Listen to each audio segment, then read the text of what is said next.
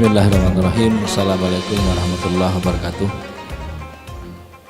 Saya doakan yang menjawab salam saya semoga sehat selalu dan husnul khotimah.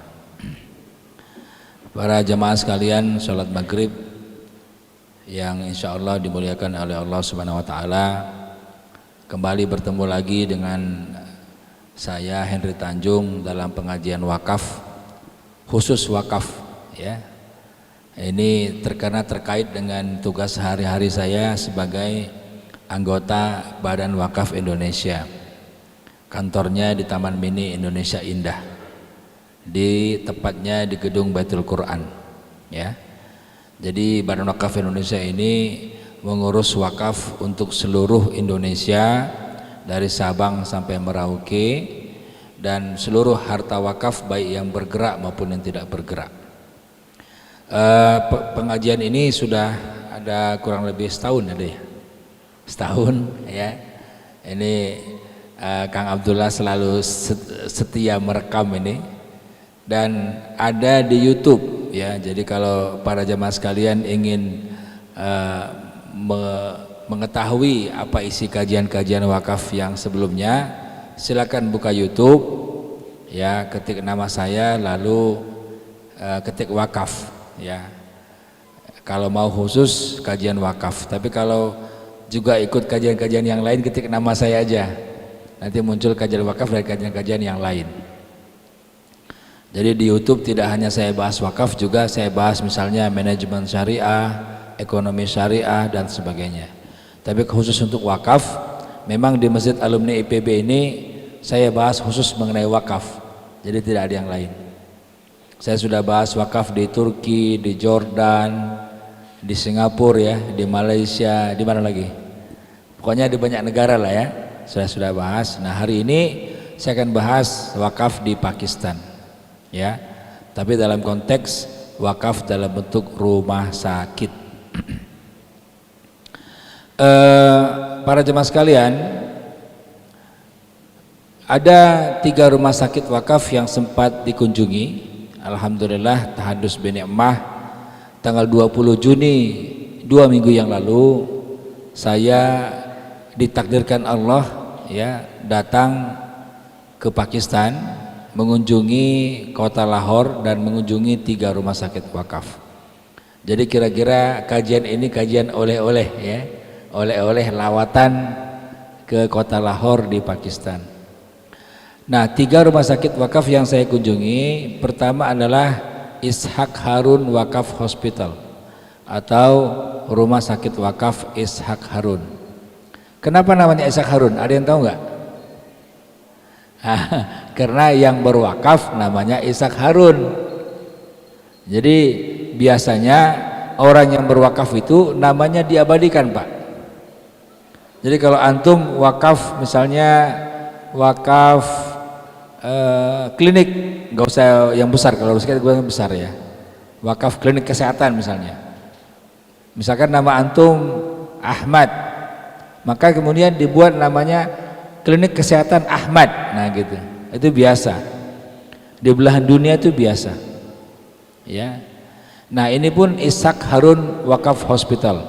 Nah ini dia rumah sakitnya. Ini rumah sakit kecil, rumah sakit kecil, hanya berapa ini saja, berapa tempat tidur saja ya, tapi ini wakaf, konsepnya wakaf.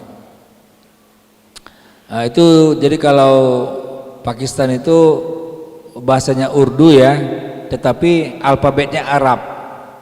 Kalau India bahasanya juga sama Urdu, tapi alfabetnya Pallawa, huruf Pallawa, jadi beda alfabet dia ya.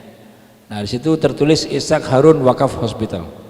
Nah ini diwakafkan tahun 77 ya, Abdullah belum lahir tuh, belum lahir kan. Nah 77 sudah diwakafkan ya. Nah kemudian ini rumah, tadinya rumah orang, rumah Ishaq Harun ini diwakafkan untuk jadi rumah sakit, lalu dikembangkanlah oleh Nazir, dikembangkan, bangun gedung lagi yang sebelahnya, bangun lagi ruangan di dalamnya gitu ya, pokoknya bangun-bangun. Nah konsep bangun membangun ini itu digunakan konsep wakaf. Ini contohnya, ya. Contohnya di situ ada tertulis wakaf dari seseorang yang namanya Azmatun Nisa, ya. Padahal tinggalnya di Inggris, di United Kingdom, UK, ya. Tapi dia berwakaf, ya. Jadi istilahnya tidak lupa dengan kampung halaman, ya. Walaupun sudah merantau ke berbagai negara, tetap ingat kepada negaranya. Itulah model orang-orang Pakistan. Orang Pakistan ini banyak sekali di Inggris, banyak sekali di Amerika, tetapi mereka tidak pernah lupa dengan Pakistannya. Mereka membangun Pakistannya. Nah, mereka kirimkan uangnya untuk membangun rumah sakit ini, dan ini tertulis prasastinya di situ, ya. Prasastinya di atas batu marmer ditulis namanya, lalu ditempel di gedung yang dia wakafin. Nah, gitu. Ini ada berapa gedung, ada berapa ruangan di dalamnya yang wakaf dia nih, ya. Lalu setiap pasien berapa dikenakan biayanya? Untuk berobat umum hanya 40 rupiah. Kalau rupiah 4.000 rupiah berobat umum. Kalau berobat spesialis 100 rupiah, rupiahnya 10.000 rupiah, ya. Berarti 1 rupiah Pakistan sama dengan 100 rupiah Indonesia. Jadi mau tahu kita lemah, Pak. Dibandingkan dengan Pakistan aja kita kalah 1:100, bayangin. Jadi mereka baru ngomong 40.000, kita sudah ngomong 4 juta, ya, karena 1:100. Pasien yang mau menyumbang dan namanya tidak mau disebutkan, disediakan kotak donasi itu, kayak kotak-kotak begini, tapi permanen di dinding. Bayangkan, rumah sakit itu ada kotak donasinya. Itulah rumah sakit wakaf di sana itu. Karena apa? Karena orang kaya, orang miskin, kalau dia berobat spesialis bayarnya hanya 10.000. Orang kaya kan, wah saya sanggup bayar lebih mahal. Nah, selebihnya dia infakin tuh ke kotak itu. Tapi kalau yang namanya mau disebutkan, disediakan nomor rekening, dia transfer, nanti kemudian dicatat dan dilaporkan setiap tahun, ya. Saya diserahkan laporan tahunan siapa-siapa yang berwakaf atau berinfak sedekah untuk rumah sakit itu. Saya terima, tebal juga, dan saya baca itu detailnya apa. Misalnya sekarang 7 Juli, ya, tahun misalkan 2018, yang berwakaf siapa? 1, 2, 3, 4, 5, nama, alamat, jumlah, nama, alamat, jumlah, gitu. Jadi lengkap dengan alamatnya. Setiap tahun itu dikumpulkan, itulah yang menjadi penopang biaya operasional. Jadi pada jemaah sekalian, begitu murahnya bayar spesialis hanya 10.000. Di kita berapa spesialis? Periksa aja udah 100.000, periksa aja tuh, belum obat. Taruhlah 300.000 sekali berobat. Ini cuma 10.000. Ya, saya tanya, itu dokternya dibayar normal nggak? Atau dokternya juga gratis gitu kan? Mereka bilang dibayar normal. Jadi kalau dokternya dibayar 100.000, dibayar 100.000 per pasien. Masya Allah, saya bilang. Terus dari mana selisihnya? Kan gede itu. Dari mana selisihnya? Dari yang sumbang-sumbangan tadi, yang dikumpulin setahun itu, ya. Nah itu dia. Lalu ketika wawancara dengan salah satu direktur rumah sakit, diketahui bahwa beberapa orang mewakafkan rumahnya untuk digunakan sebagai bagian dari rumah sakit. Jadi ini ada rumah sakit, lalu depannya ada orang yang mewakafkan rumahnya. Itu diterima, lalu di situ dibuat jadi poliklinik maksudnya. Ya, ada poli THT, nanti ada poli gigi, poli apa gitu. Tapi terpisah dia, karena ini rumah sakit kecil terletak di pemukiman padat penduduk, di tengah-tengah kota gitu. Kira-kira kalau di Jakarta itu kayak di mana ya, kayak di Senen gitulah ya, padat gitu, di tengah-tengah kota tapi pemukiman padat, jalannya pun tidak begitu besar ya. Disitulah dibangun. Jadi rumah sakit ini karena ada tadi rumah-rumah yang diwakafin, akhirnya dia rumah sakitnya tidak satu gedung tapi pencar-pencar gitu loh. tapi dekat-dekat, nggak jauh-jauh. Ada bangunan utama 2 lantai, lalu bangunan-bangunan berikutnya rumah-rumah. Ya, ini bangunan fullnya, full bangunan yang 2 lantainya. Ini bangunan utama rumah sakitnya, rumah sakit wakaf ini.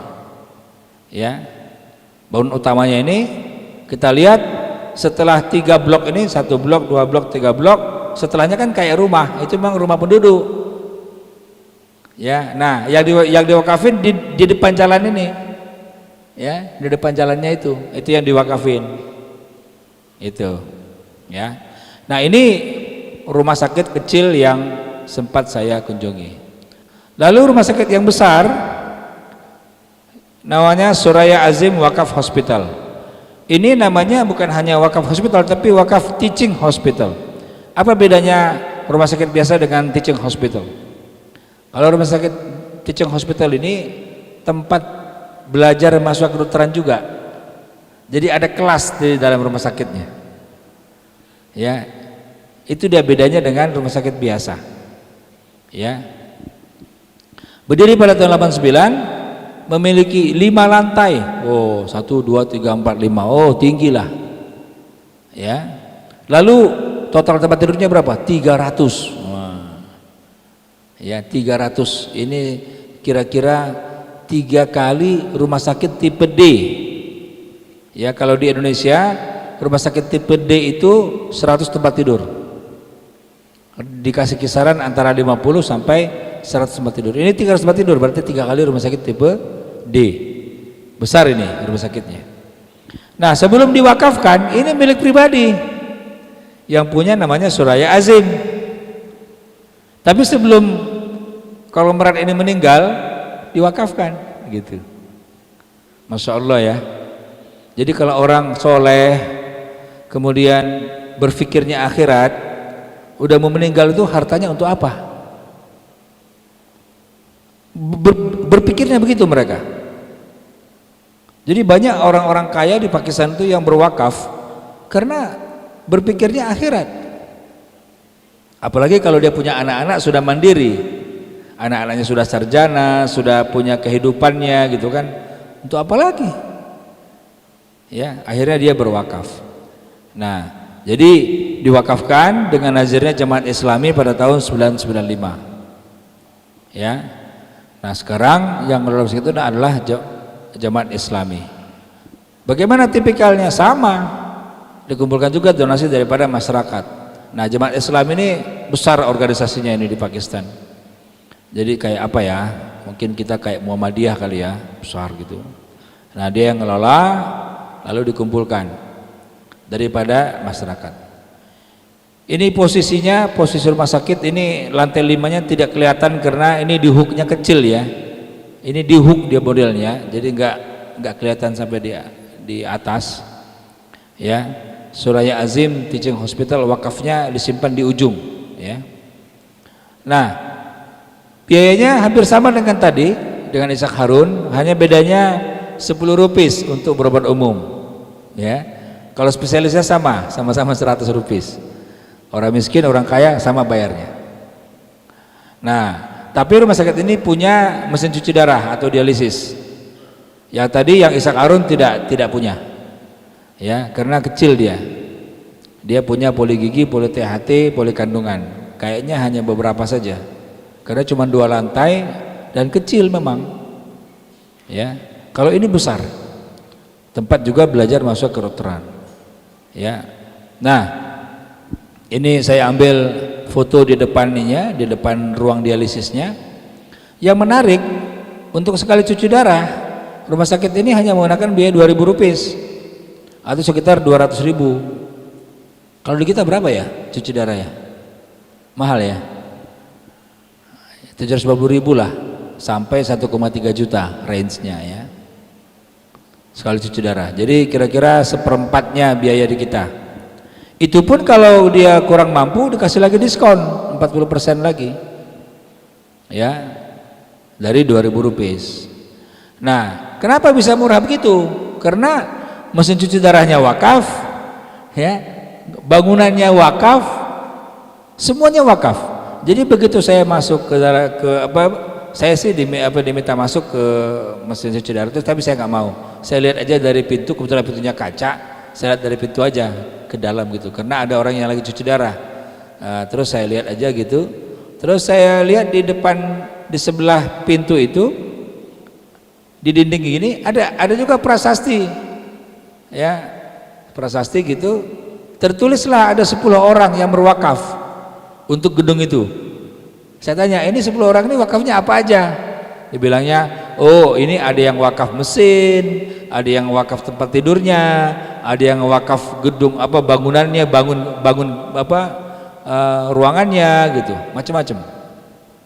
Ya, jadi luar biasa ya kalau kita kembangkan rumah sakit dengan konsep wakaf.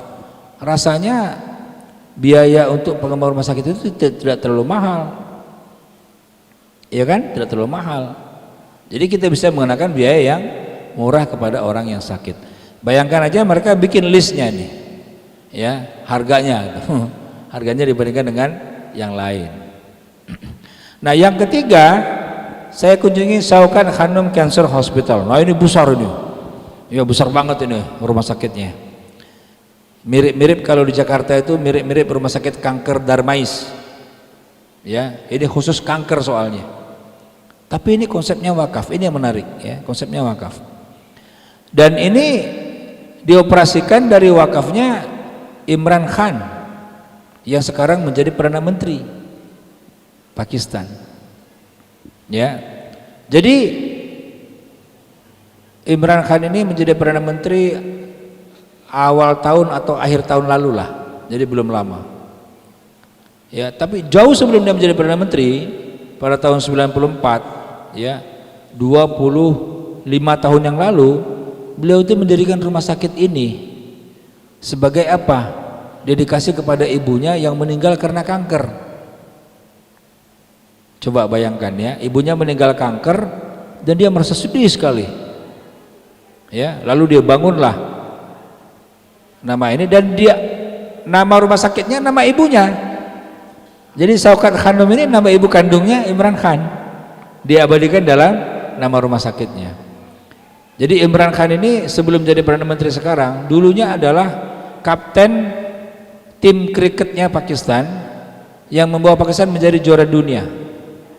Ya, jadi ada kriket itu kan ada juara dunianya. Nah itu ketika itu kaptennya adalah Imran Khan. Jadi ketika muda ganteng gagah gitu ya, Imran Khan ini sudah dikenal oleh orang Pakistan seluruhnya karena juara dunia di bidang kriket. Ya. Nah, kemudian beliau beramal seperti ini dan membuat orang Pakistan itu tambah cinta kepada dia. Tambah cinta kepada dia. Ya. Saya beberapa tanya super Uber kan, karena saya pergi ke sana itu pakai Uber aja di sana. Saya tanya gimana Imran Khan, dia bilang, "Oh, dia orang baik, dia orang jujur, orang soleh." Ya, jadi masyarakat itu sangat mencintainya karena apa? Jauh sebelum beliau jadi Perdana Menteri, beliau sudah beramal untuk umat, gitu. Ya, hanya saya sudah keburu malam sampai di situ, jadi nggak bisa masuk, tidak bisa kemudian ngobrol dengan manajemennya. Ya, nah tapi yang saya dapat informasi untuk orang miskin berobat gratis. Ya bayangkan para jemaah sekalian, kalau orang miskin kena kanker lalu dipungut bayarannya dari mana biayanya? Kanker kan mahal. Ya. Kemo aja berapa biayanya sekali kemo? Belum obat-obat lain. Artinya apa? Ada subsidi silang. Orang kaya dipungut biaya, orang miskin digratiskan. Tetapi dari mulai berdiri sampai sekarang lebih banyak yang lebih banyak yang apa? Yang disubsidi. Ya. Lebih banyak yang disubsidi gitu. Ya. Ini dia apanya? Ambulannya. Lalu kesimpulannya apa dari kunjungan saya ke 3 rumah sakit itu?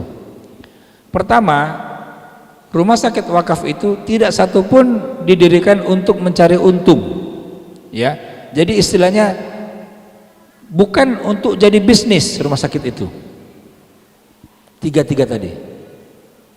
Ya, bayangkan kalau rumah sakit kanker lebih banyak yang disubsidi daripada yang tidak, dari mana uangnya gitu. Tapi itulah, ya, itulah Imran Khan. Dia kumpulkan dana dari seluruh dunia yang mau beramal. Orang-orang Pakistan yang tinggal di Amerika, di Eropa itu pada mau nyumbang. Kenapa? Jelas digunakannya. Ada transparansi laporannya. Ya. Nah, lalu yang kedua, subsidi silang diberlakukan untuk rumah sakit yang biayanya cukup besar. Nah, ini alhamdulillah sudah kita terapkan di rumah sakit wakaf di Indonesia. Di Indonesia ini ada berapa rumah sakit wakaf yang sudah kita terapkan konsep ini adalah di Serang, Rumah Sakit Mata Ahmad Wardi. Ini rumah sakit khusus mata, jadi operasi katarak tanpa jahit itu satu mata itu bisa sampai 9 juta biayanya. Tapi kalau orang miskin gratis. Ya, jadi kalau bapak ibu punya saudara miskin, buta nggak bisa ngelihat karena katarak, silakan datang ke sana bawa surat miskinnya. Itu gratis operasi. Ya, 9 juta, kalau 2 kan 18 juta. Ya, gratis. Nah, itu sudah bisa kita terapkan lah, tapi belum banyak. Nah, kita ingin rumah sakit wakaf ini banyak di Indonesia. Karena kita penduduknya sangat banyak, ya, 250 juta lebih. Lalu yang berikutnya, one price for same treatment atau Samanul Misalnya Ibnu Taimiyah.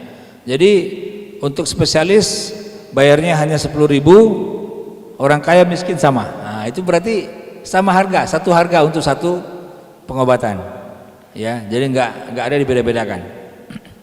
Kemudian yang mengejutkan saya, selama itu mereka beroperasi, ada yang dari tahun 77 tadi, ada yang dari tahun 95, ada yang dari tahun 94, belum ada mereka mengalami defisit. Itu yang membuat saya itu merinding juga itu. Saya pikir-pikir, bayangkan kalau satu hari ya pasien berobat 100 orang, berapa dia harus nombok coba? Bayar dokter sama, normal, ya, tapi pasien bayarnya itu 1/10-nya gitu loh. 9/10-nya kan berarti harus tombokin, dari mana nomboknya gitu. Tapi itulah ya, begitu kita niatkan untuk umat, maka Allah juga menolong dengan cara yang lain.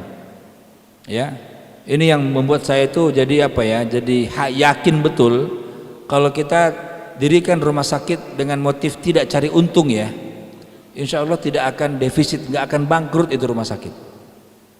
Ya, kalau niatnya dari awal adalah tidak untuk mencari untung. Kenapa? Karena rumah sakit dalam Islam pun itu pertama kali didirikan tahun 805 oleh Khalifah Harun al-Rasyid di Baghdad, itu juga tidak mencari untung. Jadi para jamaah sekalian, perlu kita ketahui, rumah sakit yang pertama di dunia ini dibangun oleh orang Islam. Di Eropa nggak ada rumah sakit. Jadi di Amerika, di Museum Amerika itu diakui rumah sakit adalah produk peradaban Islam. Nah, tapi niatnya nolong, bukan cari untung gitu loh. Nolong niatnya. Nah, kalau nolong, bagaimana caranya supaya yang sakit itu bila perlu digratiskan? Udah sakit loh Pak, sakit, nanggung sakitnya susah, tambah lagi mikirin biayanya, tambah sakit ya kan? Tambah sakit. Udahlah sakit, mikirin biayanya lagi berobat, tambah sakit. Ya, sakit.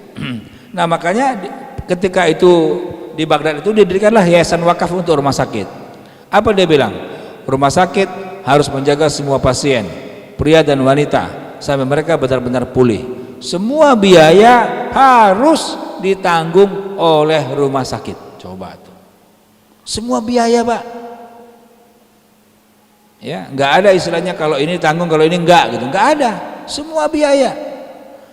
Nggak peduli apakah pasiennya datang dari jauh atau dekat, penduduk atau orang asing, kuat atau lemah, rendah atau tinggi, kaya atau miskin, bekerja atau pengangguran, buta atau melihat, sakit fisik atau mental, terpelajar atau buta huruf, nggak masalah. Ya, tidak ada yang ditolak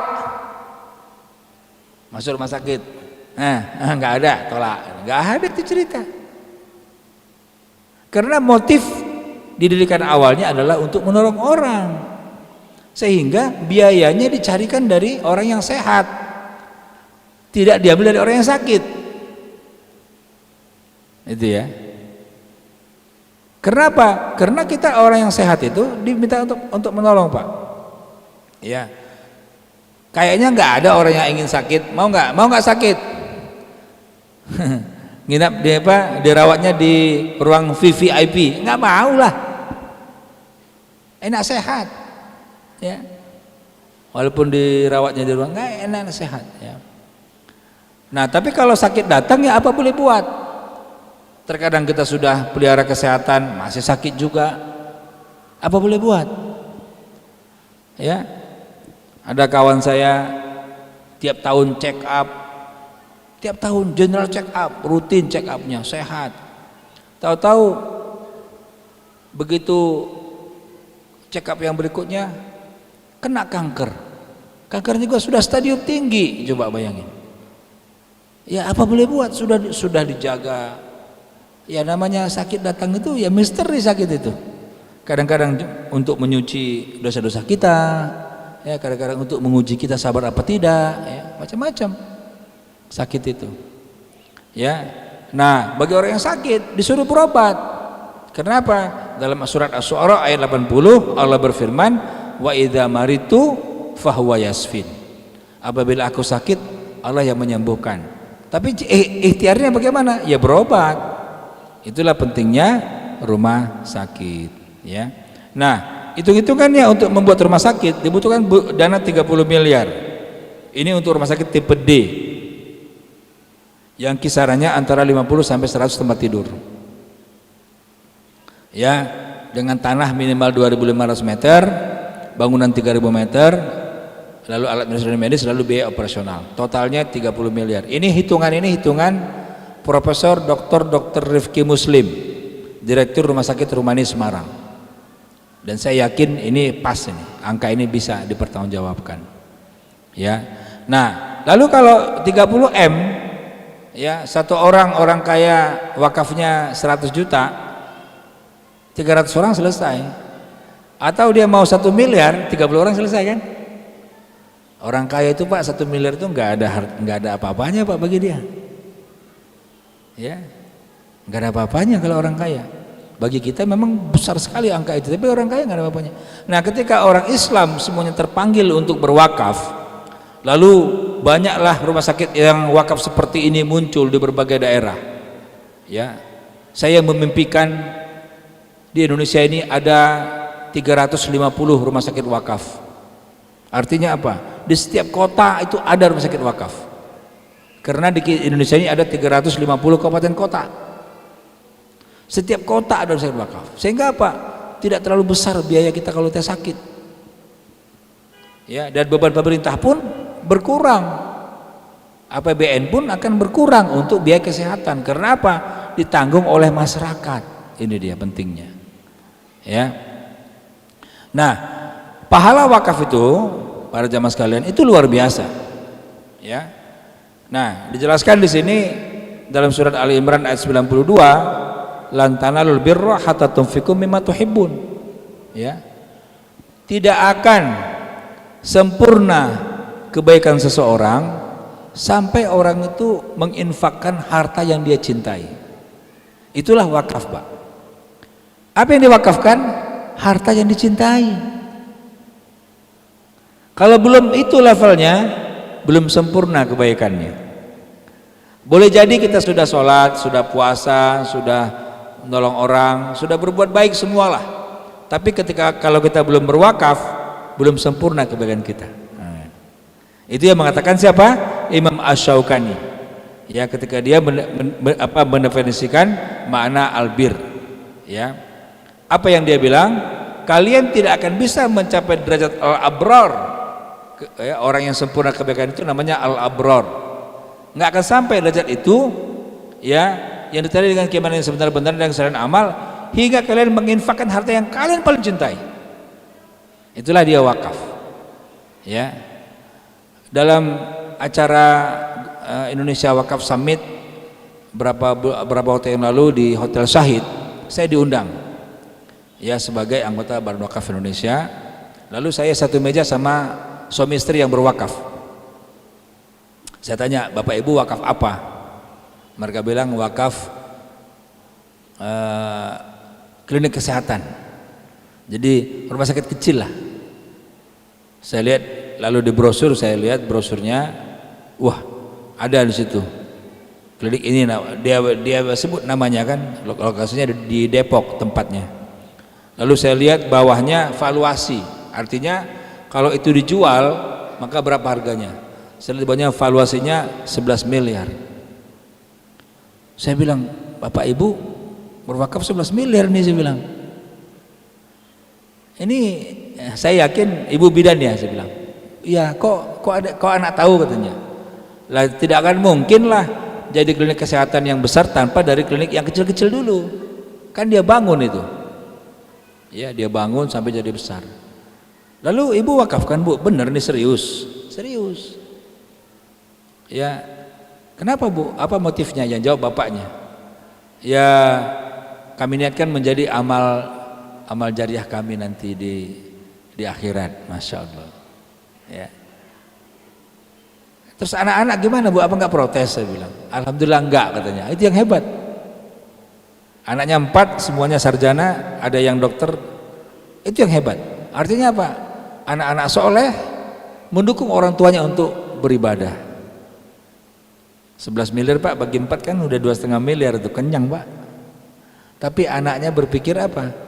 Itu harta yang dikumpulin sama orang tua, biarkan orang tua yang menikmatinya. Ya, makanya di dalam Islam orang menyesal itu ketika meninggal hanya satu aja. Ya, kenapa? Dia nggak berwakaf, nyesel dia. Ya, coba lihat surat Al-Munafikun ayat 10, coba dibuat. Di dalam, ada dalam handphone kan? Surat Munafikun ayat 10, surat 63 itu. Ya, kita coba lihat ayatnya supaya yakin betul ya. Orang yang meninggal belum berwakaf nyesal, pingin dihidupkan lagi, pingin hidup lagi. Untuk apa? Untuk berwakaf aja. Ya, 63 ayat 10. Ya, sudah ketemu? A'udzubillahi minasyaitonirrajim. Wa anfiqu mimma razaqnakum min qabli ayyatiya ahadakumul maut fayaqula rabbi laula akhartani ila ajalin qarib fa asaddaqa wa akum minas solihin. Dan infakkanlah sebagian dari apa yang telah kami berikan kepadamu sebelum kematian datang kepada salah seorang di antara kamu. Ini perintah berinfak ini Pak, itu betul-betul ditekankan sebelum meninggal. Artinya apa? Ya kita siapkan wakaf kita, rencanakan wakaf kita. Lalu dia berkata, menyesali, ya Tuhanku, sekiranya engkau berkenan menunda kematianku sedikit waktu lagi. Ini penyesalan orang yang meninggal tapi belum berwakaf. Ya Tuhanku, seandainya engkau tunda kematianku sedikit waktu lagi, maka aku akan bersedekah, aku akan berwakaf, dan aku akan menjadi termasuk orang-orang yang soleh. Coba Pak, penyesalan. Jadi para bapak sekalian yang memiliki kemampuan harta, berwakaflah segera, jangan tunda-tunda Pak, jangan tunda-tunda. Sesuaikan dengan kemampuan, tapi jangan tunda-tunda sampai meninggal, jangan. Kenapa? Penyesalan. Betapa banyak orang-orang yang membutuhkan. Bayangkan rumah sakit, berapa banyak orang-orang yang bisa kita tolong dengan adanya rumah sakit wakaf, seperti yang ada di Pakistan ini. Ya. Nah, artinya apa? Ini adalah saatnya bagi kita untuk beramal lihat harta kita. Ya. Tadi pada ayat yang kedua imam membaca ayat tadi. Ya. Wa may yabkhal fa innama yabkhalu li nafsi. Barang siapa yang kikir, maka kikirnya untuk dirinya sendiri. Tadi masya Allah, tadi saya begitu imam baca itu, masya Allah luar biasa. Ya. Lalu disebut apa? Allah ghani wa antumul fuqara. Ya, Allah tuh kaya, engkau tuh miskin, kata Allah. Ya, kita ini miskin. Harta akhiratlah yang harus kita tuju. Harta kita gunakan untuk akhirat kita. Ya. Nah, kalau bakilnya adalah untuk bakil kita sendiri, berarti yang rugi adalah kita sendiri. Tapi kalau kita berinfak juga untuk diri sendiri, itu artinya adalah bermanfaat bagi kita nanti setelah kita meninggal dunia. Baik, ada waktu 2 menit lagi sebelum azan, silakan kalau ada pertanyaan.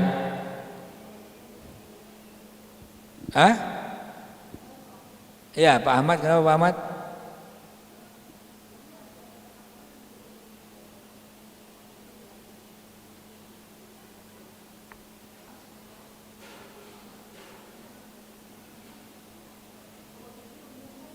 Coba dulu lah. Enggak, kurang jelas betul. Singkat aja Pak ya, singkat aja. Apa? Ya, singkat. Kalau menurut itu Pak Ustadz, itu benar Ustadz ya.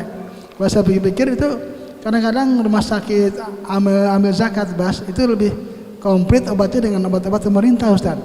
Seperti saya ini berobat, itu kadang-kadang saya kalau berobat di puskesmas apa di ini poliklinik pemerintah, itu kadang-kadang obatnya itu nggak lengkap Ustadz, sedangkan di Bas itu lengkap.